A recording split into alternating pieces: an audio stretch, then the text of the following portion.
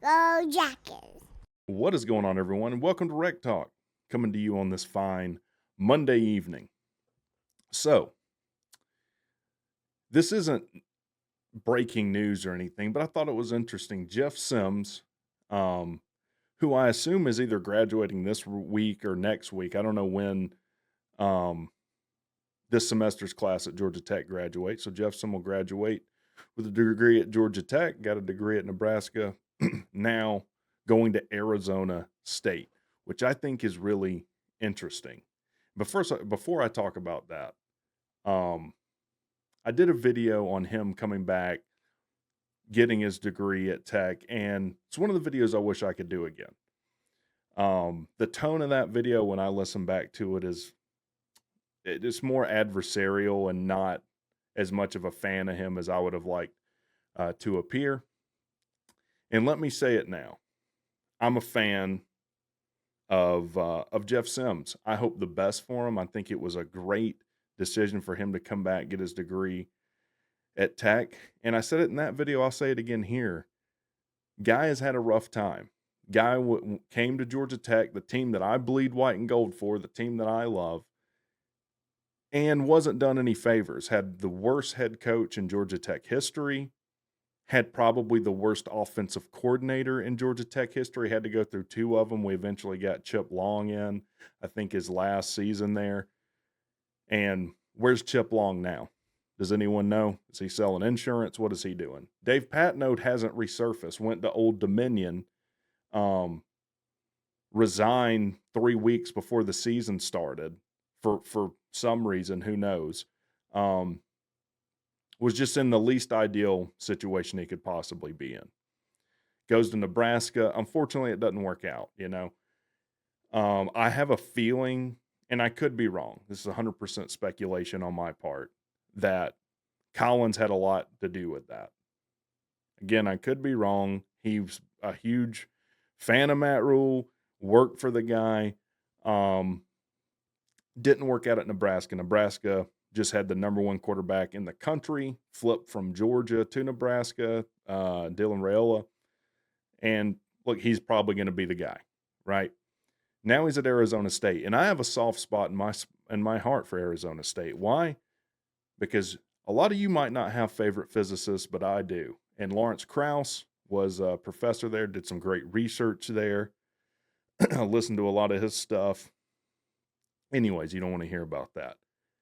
He's going to be playing under first-time head coach Kenny Dillingham.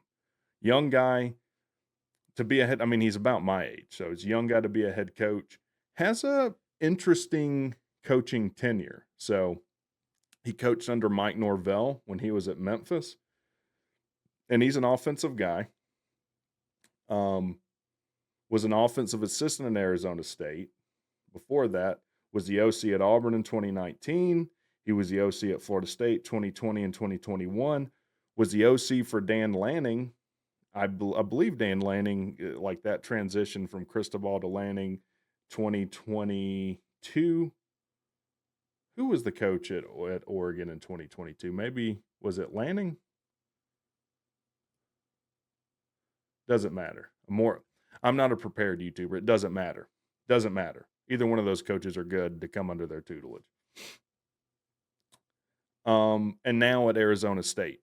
So I think it's a good spot for Jeff Sims to be in. At Nebraska, there was a ton of pressure to do well there. He signed that NIL deal.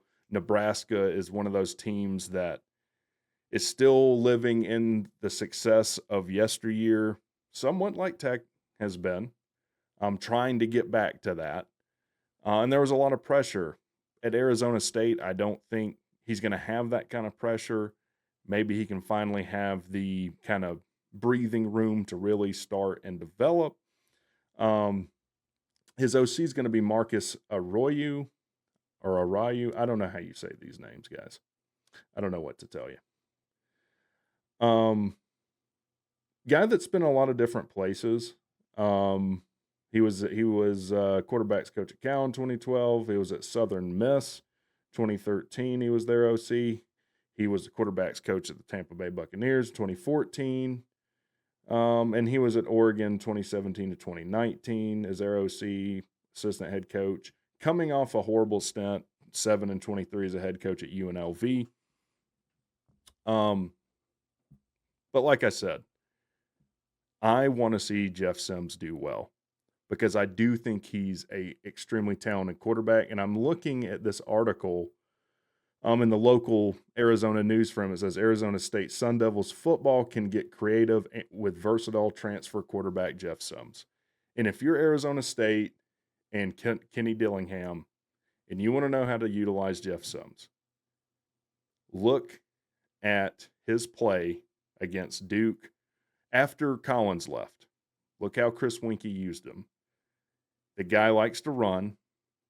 Use him like that. Look at what we did against Duke and early in Virginia. Look at what he did against Pitt. Use him that way, man. I couldn't be happier for Jeff Sims. I said I'm sure he'll be transferring somewhere he is. I don't know how many years of eligibility he has left. If any tech students watch this, can y'all make an app that I can just type a player's name in and you tell me how many years of eligibility he has with all these weird transfer rules and pandemic stuff? There, WreckTalk's giving you $1 million app ideas early in the week. So, like I said, nothing would make me happier than if Jeff Sims had an absolute breakout year and got drafted in the first 4 rounds.